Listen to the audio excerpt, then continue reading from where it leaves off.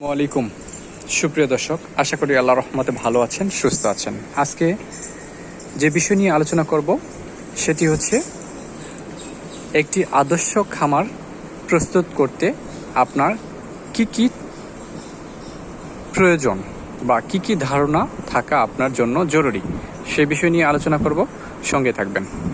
প্রথমত আপনাকে একটি নির্দিষ্ট স্থান বেছে নিতে হবে, যে স্থান গবাদি পশু পালনের জন্য খুবই উপযুক্ত।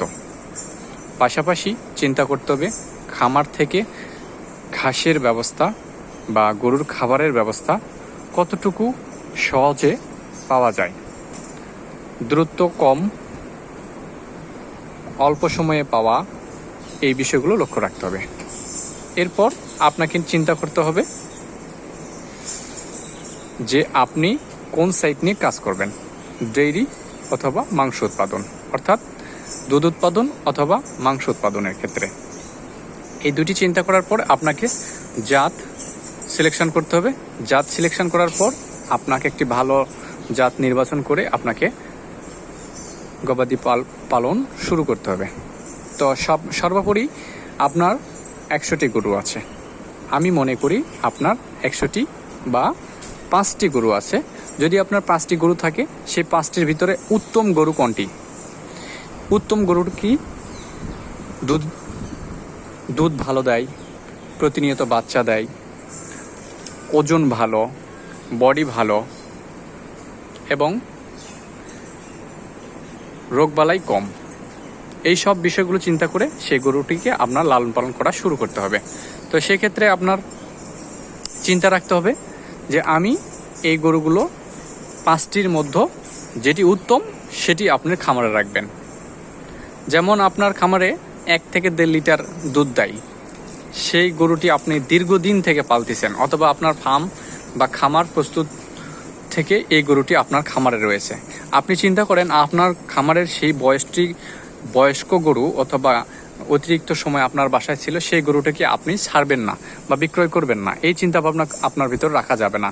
আপনার খামারের যে অলাভজনক গরুগুলো সেগুলোকে বাছাই করতে হবে এবং সেগুলোকে বিক্রয় করতে হবে অথবা খামার থেকে বিয়োগ করতে হবে, এটি মনে রাখবেন। এরপর যেই খামারের গরুগুলো ভালো হয়, সেই খামার ততটা উন্নত হয় বা লাভজনক হয়, এটি আপনাকে সবসময় মাথায় রাখতে হবে।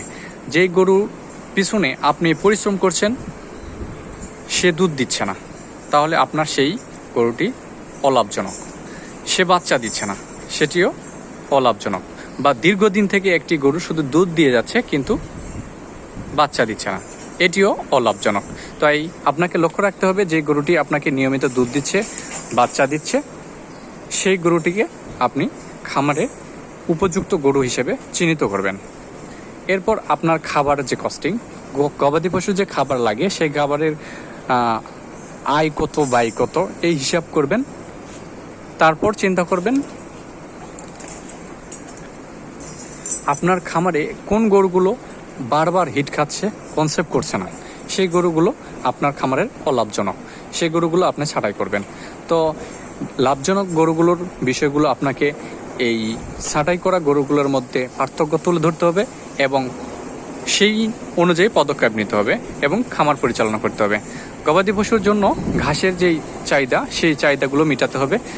কিছু গরু আছে অল্প খায়, বেশি দুধ দেয়, সেই গরুগুলো আমাদের খামারের জন্য কতটুকু পারফেক্ট হবে সেটি লক্ষ্য রাখতে হবে। তো প্রিয় দর্শক, অনেকেই অনেক কথা বলবে ভিডিওতে, অনেক সত্য মিথ্যা বলে ভিডিও ভাইরাল করার জন্য চেষ্টা করবে। আসলে মূল কথা না, আপনার জ্ঞান আছে, বুদ্ধি আছে, বিবেক আছে, আপনার কোন বিষয়টি নিয়ে কাজ করলে সবচেয়ে ভালো হবে এটি অবশ্যই আপনি মাথায় রাখবেন।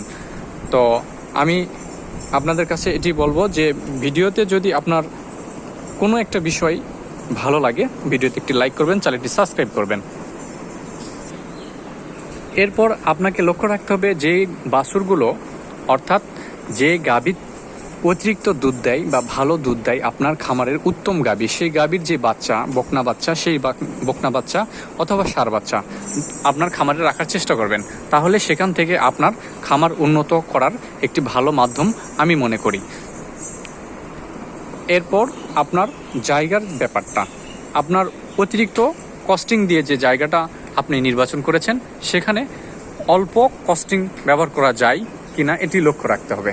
সব কিছু মিলে আপনার খামারকে আপনার উন্নত করতে গেলে সব দিকে নজর রাখতে হবে। তো আমি সাজানো গোছানোভাবে অনেক কিছু বলতে পারছি না, আপনাকে বিবেচনায় নিতে হবে এবং ছোট্ট করে বললাম, তার ভিতরে আপনাকে চিন্তা করতে হবে। তো প্রিয় দর্শক, আমার ভিডিওতে যদি ভুল ত্রুটি হয় থাকে আপনারা নিজ গুণে ক্ষমা করবেন, এবং ভিডিওতে যদি শিক্ষণীয় বিষয় থাকে অবশ্যই সেই মোতাবেক আপনারা সামনের দিকে এগিয়ে যাবেন, ইনশাআল্লাহ সফল হবেন। ভালো থাকবেন, সুস্থ থাকবেন। আবারও নতুন ভিডিও নিয়ে দেখা হবে আপনাদের সাথে। তো অনুরোধ করছি ভিডিওতে একটি লাইক করবেন, চ্যানেলটি সাবস্ক্রাইব করবেন, অন্যকে ভিডিও দেখার সুযোগ করে দিবেন। তো আপনার সাথে আবারও কথা হবে সামনে কোনো ভিডিওতে। ভালো থাকবেন, সুস্থ থাকবেন। আল্লাহ হাফেজ।